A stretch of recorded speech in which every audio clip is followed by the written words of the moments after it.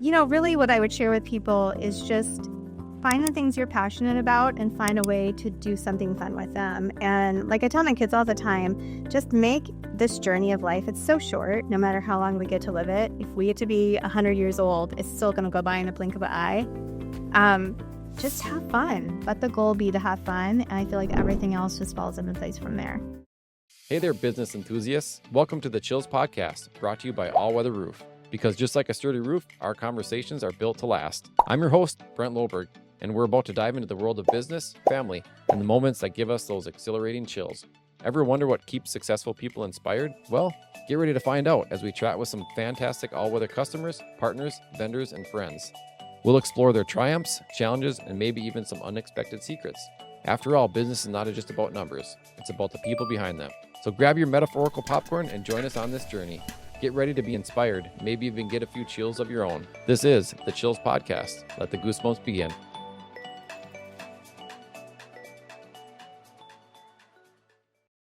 So tell us about your business or introduce yourself. Okay, well, my name is Jessica Freeburg. I am an author, and I've been writing for, I guess, probably like close to 20 years. Okay. Had an agent for about 15 of those years, and I do have a day job too, though, so I kind of juggle two different careers. So like when you guys reached out and connected with me, I was like, do they want to talk about writing or do they want to talk about digital marketing? I wasn't sure which hat I was going to wear here today. So Well, I guess whatever one you prefer. I mean, I kind of like the writing one because it's a little bit different. I saw it. Was looked at your website. And you have a lot of books and some paranormal stuff. Yeah, that's the fun side. Yeah, let's do the fun one. Let's do the fun one. Yeah. And Will does our digital marketing anyways, so he's kind of our expert here.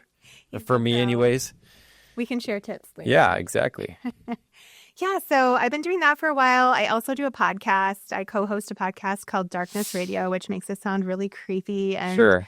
It kind of is. We do a lot on the paranormal side, but I tend to do the weekly episode that's called Dumb Crimes and Stupid Criminals, which is on Tuesdays. And Tim Dennis is the main host of the show, and he just basically tells me the horrible things that people have done in the world, mostly in Florida.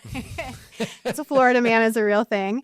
And I just react, which is usually I'm disgusted or laughing hysterically. So it's just kind of a fun thing, lighthearted. So tell me a little bit more about your books. I saw you have at least 10 on there. Yeah, I think I have 14 out now. We just had 4 more that released in August. Okay. And I started out my career thinking I would write picture books because I had another life of being a teacher, and I have a degree in elementary education. And I was staying home with my kids and started writing, and I thought, I should write picture books. That would be so easy. Turns out those are probably the hardest books in the world to write because you have to tell a good story in like 500 words. And I could never get them shorter than like 5,000. I'd go to conferences and take it and put it in front of an editor or an agent, and they'd be like, you have a great voice. You should think about writing a novel because this is, you're not a picture book writer. Not with this anyway. So, so we kind of sat down and started writing my first novel when my kids were really little. They'd go to bed at night. I'd stay up late and write all hours of the night, and got my agent with that. And that was just a story of a girl who could see spirits and can kind of tell the difference between good and bad spirits. So that discerning of spirits was a big part of that story, and she was able to like resolve a crime mystery that happened in the town that she was living in. So that was my first book. And then somehow I kind of fell into like retelling legends. So a lot of my books right now are monster legends, ghost stories. We have another one coming up that we have to finish for release in 2026 that is about witches of the Northeast. So that one is more focusing on like the history. So everything I write is kind of dark history or dark legends. I've also written nonfiction books for kids about like the Haitian earthquake that happened, the Holocaust, the Titanic sinking. So my brand is if it's dark and sad or scary. I like it. I'm here for it. So where did you get the inspiration for all this? Like all your subjects, I guess.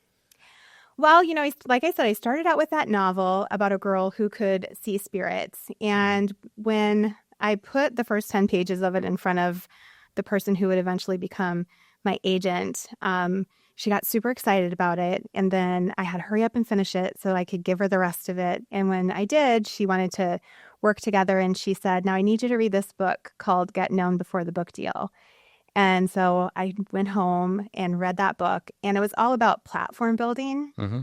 And it seemed to be geared more toward people that wrote nonfiction, and I had written fiction. Mm-hmm. But it was really about like taking what you have and what your audience is going to be and building a platform for that audience so that you can connect with them in a really natural and organic way. So I thought, well, I wrote a book about a girl who can see dead people, so obviously I need to start going ghost hunting. Mm-hmm. So I formed a ghost hunting group of creative professionals. So we're all artists and authors, and we go to different locations across the U.S. for paranormal investigations for creative inspiration. Okay. And so just kind of starting with that, I started to build this platform and became known as the Creepy Lady. Okay. Have you ever been to the one in New Orleans? I've not been to New Orleans yet. I need to go. I've been there, and my wife and I did a ghost tour there. Yeah. It was super interesting. My co-writer is going in, I think, next month, actually. And I'm like, Can you just put me in your suitcase? We need to be going together. Yeah, anyway. you should. So back up to your childhood. Did you like to watch like scary movies? Did you like, where did this all come from? Well, now I have to really wave my freak flag because... one of the things I learned, so when I started to decide I was going to write, I joined a professional writers organization. Mm-hmm. And my personality is to go big or go home. So of course I offered to like be the regional leader for the organization. So I was one of the regional leaders of the organization for about 10 years. And so we would bring in editors and agents from New York often, because that's where publishing lives and dies. Mm-hmm. And they would always tell us to write what you know. And so I had a lot of experiences growing up where I would see ghosts. Okay. And so it was a very natural thing for me to be interested in. Okay. I didn't like to watch scary movies as a kid because I felt like sometimes I was living a scary movie. So it was not something I gravitated toward. And the only reason I asked is because I was the guy that stayed up till midnight watching like Freddy Krueger and Friday the 13th with my mom. I hated those movies. But yeah, so I was always the kid at the campfire with my friends in high school who had a lot of great ghost stories, but they just were like actual real stories of my life. Okay. So yeah, it seemed natural to write a story about a girl that could see dead people. Okay. Except she's like me on steroids. Like she gets to like solve crimes and stuff. Okay. Where I was just like, why is there a lady walking into the bathroom and I'm home alone? That's weird. Sure. So these stories, they seem like maybe they're part fiction, but part nonfiction too? Just kind of... Well, a lot of our books are what I call narrative nonfiction, which is basically the legend books. We're taking reality. We're taking true stories. Mm-hmm. We're doing a lot of research to find encounters with monsters and ghosts that have been reported in newspapers, which you'd be surprised how many stories are in newspapers about people having these type of encounters. And we're taking those stories and creating kind of a narrative around them. So I kind of think of it as like if you're watching a reenactment on one of those shows on the Travel Channel, and they have actors recreating a real encounter that someone had. It's kind of like that. So we have the wiggle room to kind of create dialogue that would be logical in those scenarios. Okay. But they're nonfiction. Okay. Retellings of creepy encounters. Wow. I gotta hear a couple of your real life encounters. Oh gosh. Let me think. I think one of my favorite ones was when I was in, I would say probably early middle school or late elementary. I think it's probably early middle school. And I was at my dad's. My dad and my stepmom lived on a farm out in the country. And the other part of my family, my mom and my stepdad, we also lived on a farm. My stepdad had cattle, and my dad had pigs. And so I was kind of just the farm kid, just depended on, which farm I was at. I was always at a farm. Okay. But anyways, I was in the old farmhouse. At that time, it was over 100 years old. So it was quite an old house. And my dad was gone. My stepmom was upstairs working on some art. She's an artist, and she was up there, and we were the only two people home. And I was sitting downstairs in this little den where we had the TV. And the den opened up to another, like, more formal sitting room. And then in the front of it, like, conversely, there was a hallway that went to a bathroom, and you would go down to the kitchen. And kind of where beside that door that would go down the hallway toward the kitchen was our TV. So I had that opening, here in front of me, and on the right side of me, I had the opening into the other room, right? Okay. I can picture it. So I'm sitting there. Okay, my dad's side of the family is very religious. And so we weren't really allowed to watch a lot of television. That was, just part of them trying to shelter us from the world. And so we had marbles that summer, that we only had so many marbles a week that we would be able to use to watch a show. And we pretty much could only watch like PBS. I gave my marble to watch a show. And so this was a thing. This was one of my few shows of the week. I was totally engaged in whatever PBS show is, probably like a Bob Ross or something. And I'm totally engaged in watching it. And I see out of the corner of my eye someone come in from that living room area. So they come in from the right and they walk and turn and go down that hallway. So they go through the doorway right next to the TV. And I see them as plainly as I'm seeing you sitting here across from me. And they go into the bathroom. And someone you didn't even recognize. I didn't notice. Okay. I didn't even think about it. I just assumed it was my stepmom. Okay. So you just kind of saw it like peripheral kind of? Right. Okay. Yep. And I saw the bathroom door open, heard it close. And I've just thought, my stepmom just went into the bathroom, which is kind of odd because she has a bathroom upstairs, but I didn't even think about it. So I was just sitting there watching my show. My show got done. She never came out. And I thought, well, that's really weird that she would go in there and be in there for like half an hour and never come out. So I walked over and I knocked on the door. So the door was shut. Yep. And I knocked on the door and I was like, hey, are you in there? And nobody answered. And I opened the door and the light was on, but the room was empty. Okay. So I walked upstairs to where my stepmom was doing her art. And I said, how did you sneak out of the bathroom? I didn't even see you. And she was like, I haven't left this room the whole time you've been downstairs watching your show. And I was like, well, that's weird. Again, I didn't think too much of it. Okay, now you have to fast forward to when I was an adult. I bought my first home. And we found out after we moved in that someone had committed suicide in it. And I had been having some experiences in the house where I was seeing a woman standing in our bedroom doorway at night, and I couldn't understand what, she just would stand there and stare at me. And it made me really uncomfortable. And then I found out from our neighbor that the woman who lived there before us had killed herself in the house. And I called my stepmom and I was crying and I was like, I can't live here. I bought a house and there's a ghost in it.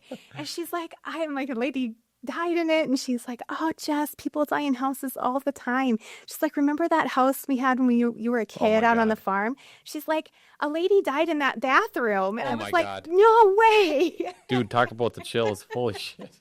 I got the chills right now. I know. I'm like, I knew it. I knew someone was in that bathroom. Yeah. So. Wow. Yeah. All right. Can you have any more? Can I have one more story? I have so many more. I just don't even know where to begin. If you don't mind. I don't mind. Okay. Yeah, I love talking about this stuff. It's my favorite. There was a while when I was writing my first novel, our first house that we moved in here, and we have a propensity to buy houses that are haunted. I want to pause you. Did you end up selling that house? We did. Did you? Actually, I contacted the real estate company and I told them, because I had asked, like when we were looking at the house, I just had a weird feeling. It was a great house and a great price. And I just kept asking, has anyone died here? But I asked multiple times during the process of looking at the house. And then when we were in closing. And again, I said, I just need to know, has anyone like died in this house? And they're like, oh, no, nobody died in the house. And turns out the lady who was selling the house was a cousin of the woman who committed suicide. So they fully knew that she had died in the house and they lied about it. And so by law, they didn't have the legal requirement to tell me that someone had died in the house. But because I had asked and they lied, they were legally responsible for taking the house back. So the company that sold it to us actually had to buy it back. But yeah, that was an awkward conversation too, because I had the president of the biggest real estate company in Nebraska, which is where we were, come to that house. And I was like, you don't understand. I can't live here. I see dead people and I don't want to live here. I see dead people. I love it. Yeah, so another ghost story. That's the title for this podcast, is I See Dead People. I'm like that kid in the movie, only not as cute. Yeah, it's a good movie. It is a good one. Another good ghost story. So we bought our house here in Lakeville, and nobody died in it. So really, I have to say, you can't determine if a house is going to be haunted if someone died in it or not. And sometimes I think it's just me. Not everybody sees dead people. They don't. My husband is so normal. He does not see dead people. But my kids notice things. And when we moved here, my son was 2.5, and we had just had our daughter. Funny story, I had my daughter the day that we signed the paperwork to move into the house. We were supposed to, she was due like 2 weeks later, and my water broke that morning, and they had to bring the closing to the hospital, and I signed the paperwork from my hospital bed, having contractions, and then had a baby like 2 hours later. So we moved into this house, and the first night we were there, so I was upstairs. We had bedrooms on the second floor, and I was in bed, kind of woke up, and I looked at the foot of the bed because it felt like somebody was standing there, and there was a shadow figure standing at the foot of the bed, kind of off toward where the window was, kind of between the bed and the window. And I thought, oh, that's weird. Maybe someone's standing outside and their shadow's like casting into the window. Really, it was my first night in the house. I didn't have a real paradigm for how the house was laid out and stuff. But then it took me a second to realize, oh, we're on the second floor. Like, that doesn't make sense that someone would be standing in the window. They would have to be like levitating. So that's even weirder to me than there's a ghost in my bedroom. But that can happen. So that was my first night there. Woke up with a shadow figure in front of me in the bedroom. And from then on, there was just activity in that house. Like, the kids' toys would play on their own. They had a little play school thing that was like a zoo, and you'd push a button and this monkey would go up to the top and hit the top and make a little monkey noise. Yeah. That thing would go off at all hours of the night. They had a kitchen set in their bedroom, and you could turn it to different languages, and we would always have it on English because they were little and we were trying to help them learn words, like hot and cold and water or whatever. And that would always play in the middle of the night on speaking French for some reason. I don't know why. But it would wake my husband and I up constantly, these toys playing. Did it speak French normally? It could. Okay. That was an option. Okay. But we never had it set to that. Got it. We'd come home from being gone, and we walk into the house, and there was this standing toy that the kids could stand at and like push buttons, and it would play music. And that would be playing when we walk in the door. Okay. Just stuff like that. Like, these toys would be playing on their own all the time. We'd leave the house, and we had 2 garage doors that would go into the house. One up by the kitchen and one down by this back room where the laundry room was. And we'd leave, and the doors would be shut, and we'd come home, and both the doors would be wide open. And that was weird. And one night I was sitting downstairs writing, and it was late, probably like midnight, and I was just sitting there with my laptop, and in the living room, down the hallway from the living room was this back room that was unfinished, which eventually we made into a bedroom and a bathroom, but that's where our laundry room was. And back in this room, we had a lot of just stuff that we weren't using. It was kind of storage. We had an old dresser that my husband's grandmother gave us, and boxes we hadn't unpacked and that sort of thing. And all of a sudden, out of that back room, this red ball that my son had came rolling down the hallway. And I was like, maybe there's a breeze. Yeah.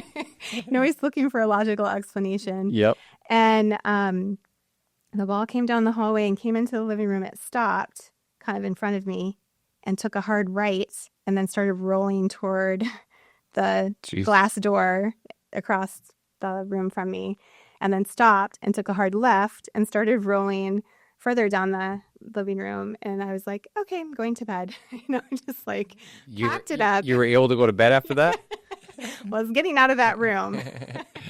Fast forward, another thing that happened, there was a thunderstorm going on. I was again downstairs in that room writing, and my son, who was 2.5 at the time, comes downstairs, and he's scared, and I'm like, oh, honey, it's not scary. Thunder's just like God's upstairs moving the furniture around. It's just like noise. It's no big deal. Yeah. He's trying to like make it no big deal. I'm like, it's not scary. And he looks down the hallway toward that back room and points, and he says, it's not scary like that man. And I'm like, yeah, that man's not scary. Let's go to bed. Did you see it too? I did not see it. But he saw something. He saw something. My daughter And you got to believe him because you have. Yes, totally. And he would like wave off in corners of the room, and I wouldn't see there was no one there. Mm-hmm. He would talk to people that I wasn't seeing. My daughter would be terrified at night. She'd pull her blanket so tight over her face that you could see her little eye sockets. Like it was just like pulled so tight. She didn't want to be able to see out around her because her room was scary to her. And one night we were laying in bed and she was doing that, and I was watching the corner of the room. There was like this black like shadow that moved up the wall and then like across the ceiling and then like went back down the wall. It was just like all this weird stuff that was happening. There's actually an episode on, I believe, the Travel Channel about this where I shared this whole story. Really? If anyone wants to watch it, it's called My Horror Story. Is it on your website? I don't know if I have a link to it on my website or not. I should do that. That would be a smart digital marketing move, wouldn't it? Well, is that the Travel Channel you said? I think it's the Travel Channel, yeah. And it's called My Horror Story. I think the episode is titled The Heirloom from Hell or something. Okay. So yeah, we were having all these things happen, and it was super scary, and I hated it. My kids were scared. And I called my mother-in-law, and I was like, this sounds crazy, but I have to tell you what's going on. And I told her all the stuff that was happening, and she said, do you have anything of my dad's in your house? And I was like, I don't know. Her dad had committed suicide many, many years before, when my son was a kid, or my husband was a kid. I never knew him. So is your stepmom's first husband? It would be my mother-in-law's. Your mother-in-law? Mother-in-law's dad. Okay. My husband's grandpa. Got it. So I was like, I don't know. We had this dresser that your mom gave us, which was kept in that back room. And she said, what does it look like? And I described it to her, and she goes, you take that in the backyard and you bust it into pieces and set it on fire. And I was like, I can't do that. We just moved here. But apparently that was like the piece of furniture that they got when they got married. It was his dresser where he kept all his things. He shot himself, and I don't know if that's where he kept the gun, But we did get rid of it. And I do feel bad about this. I don't really do regrets in life, but I do kind of regret we donated it. Okay. But I theorize it was only haunting us. It's not going to haunt other people. Little foreshadowing. You're going to see this or run into this somehow again. I definitely get messages from people after they watch that show, and they're like, that was terrible that you donated it. I'm like, I know. I feel bad. It's going to come back and bite you somehow. You're going to have another story. We're going to have you back on. Yeah, if anyone has a haunted dresser, let me know. I'll come get rid of the ghost for you. Wow. So talk a little bit more about the business side of the books and how all that's going, and kind of seem like an entrepreneur. Yeah, really writing books is like having your own business. And I have a great agent, so that really, really helps. And we have really landed in such a sweet spot with our publisher. I think it was like 8 years ago, they reached out to me about writing a book about monster legends. And so I contacted my best friend, Natalie Fowler, who's also a writer and part of my Ghost Stories Inc. group, which was my group of ghost hunting creative professionals. She's the one I saw on several of your books. She was the co-writer, right? Yeah. So when Adventure King came to me with the suggestion of creating a monster storybook of the Midwest for them, I reached out to Natalie, and we both decided it'd be a lot of fun to do that together. So we did that one together, and I don't know, it just kind of took off. It did really well. They re-released it a couple of years ago, and when they re-released it, we saw the royalty check that we got on the re-release, and we were like, why are we not writing more of these?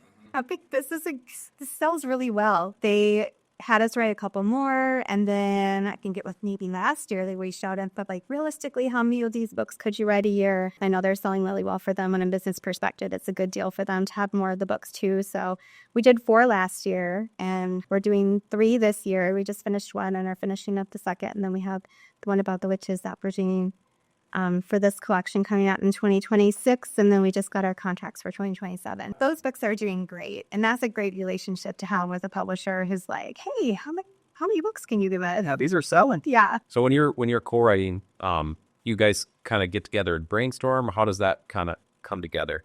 Yeah, we typically like come together and brainstorm the initial stories that we want to use. We kind of taken to doing a lot of it online. At first, it would be let's get together at a coffee shop and freak everybody out by talking loudly about serpents that are eating people and that kind of thing. But now we do a lot of it with Google, which is really handy because we can both be in that Google Doc at the same time. Like I can see her in there doing stuff. So you don't even have to be together. We don't have to be together, but we do get together quite a lot because she's in the area too. So it's always a good excuse to get together over a glass of wine and talk about monsters and but yeah, so we do the research, the initial research. We create like a spreadsheet of potential stories, and we have the free will to go in and select the ones that kind of are speaking to us that we feel like we want to work on. And we highlighted our own colors so you can look in there and see who has which one easily just by the color that it's highlighted in. And then we write them. We send them to each other in the Google Doc. So we'll, put a note in that spreadsheet that it's done and ready for review. We each have free reign to go in and do anything we want to it editorial-wise. And we don't do redline edits. We just edit it so you can't see what the other person has done. But then the version who initially writes it has the opportunity to go in one more time, make changes to it, and then we consider it finished. Okay. Always send it to the publisher. And how many pages or how long are these books that you're about 3 or 4 year on? Well, we do about 23 to 30 stories in each one, and each of the stories is 2 to 5 pages long, generally. They're nice little short stories. In a joke, it's like the perfect book for your bathroom. Not that we all read on the toilet, but if you do, it's the perfect book for your bathroom. Or if you fall asleep reading, get one done and go to bed. Yeah. Huh. Very cool. So the name of the podcast is called The Chills, and like in your line of work, what gives you those feel-good chills moments. And it's kind of funny what you were talking about with the darkness radio. Like when I was coming up with the name, like chills, I'm like, people are going to think it's like scary stuff. Yeah. So I guess what in your line of work gives you like those feel-good moments, like chills in not the scary, dark way?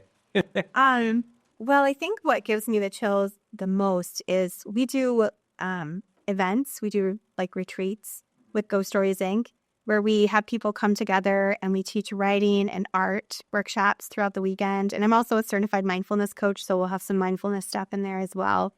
And then we do a ghost hunt on the end of the retreat, so on Saturday night. But the whole day you're spending with people just kind of tapping into their creativity.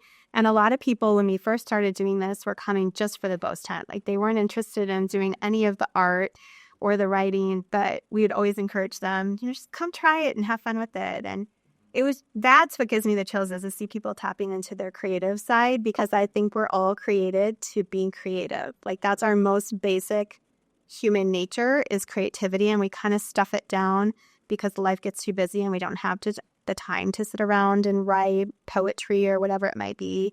I love seeing people tap into that. My favorite. Okay, very cool. If you haven't told me already, like how about chills like in a scary way? Was it one of those stories you already told? Well, or can you tell another one? Because you're the last guest today, so we have time. I kind of joke, like, I don't really get scared anymore. Nothing scares me. Not even watching scary movies now, which used to terrify me, because I feel like I faced my greatest fear, which was ghosts. I grew up so terrified of that because it was startling. And I would ask, my parents, my dad specifically, being very religious, his paradigm was only, well, it's either angels or it's demons, and it didn't have wings, and there wasn't Hallelujah chorus playing in the background when you saw it. So obviously you're seeing demon, which was really scary. But I faced those fears. And so I can go into like these dark, creepy places where I know they have a really tragic backstory, and I'm never scared anymore, which is kind of a bummer. Yep. What scares me? Well, humanity, social media. I feel like it's the downfall of mankind, but I'm active on there trying to, put some light and love into it. But yeah, that's probably the scariest thing right now, going on Facebook. Sure. I can understand that. So bonus question, give me top 3 of your favorite scary movies. Well, The Sixth Sense has to be right up there. Because that to me was like very much what it was like for me as a kid. Like that seemed so real to me. So that one, The Shining will forever be one of my favorites. And then Silence of the Lambs, or just like psycho serial killer stuff. We'll have to send her the video of the one we did with our kid. We used to do a scary movie with the kids every year for Halloween, and we did a recreation of The Shining, just like I guess probably like a 3 to 5 minute whatever video, but we'll have to share that. Yes, please. That was On with when the kids were little, like the laying in blood, and so have you ever seen Vanilla Sky or the Butterfly Effect? Yes. Have you seen Vanilla Sky? I think I did. Was that with Tom Cruise? The one that I love, like the gory, like Freddy Krueger's and all those, but some of the ones that Vanilla Sky for some reason freaked me out because like how one decision can like change your whole life. Yeah. Or like the Butterfly Effect. If I took this way home today and I got in a car accident, like what about taking a different way or something like that? Kind of scares the shit out of me. Like those small decisions that you do on your day-to-day basis that can affect the rest of your life. Yeah, that's very true.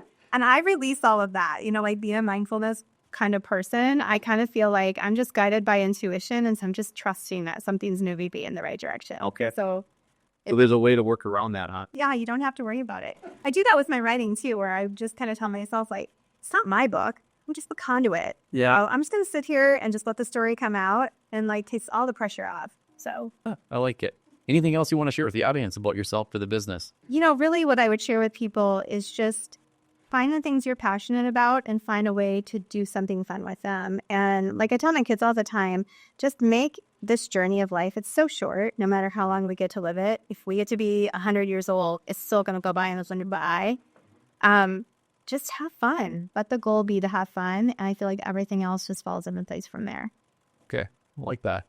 How about share a little bit about your digital marketing business, just so you can give it a little plug? Well, I actually work for a company, and I'm super blessed. And it's funny because they're a nonprofit organization founded by nuns. I'm like, are they going to like me here? I told them before they hired me, I'm like, please Google me before you offer me the job. Yeah. And then when they offered me the job, I was like, did you Google me? Do you really know? How deep did you go? But I feel very accepted and loved there, and I'm an open book. I'm just Sure. going to be who I am, and if nobody likes me, that's fine. I don't belong there. But yeah, I love working there. I love supporting the business that we do. It's for senior living and really supporting that phase of life and doing everything we can to ensure that people in that phase of life have the best possible, final years they can. Sure. So how do people get in touch with you?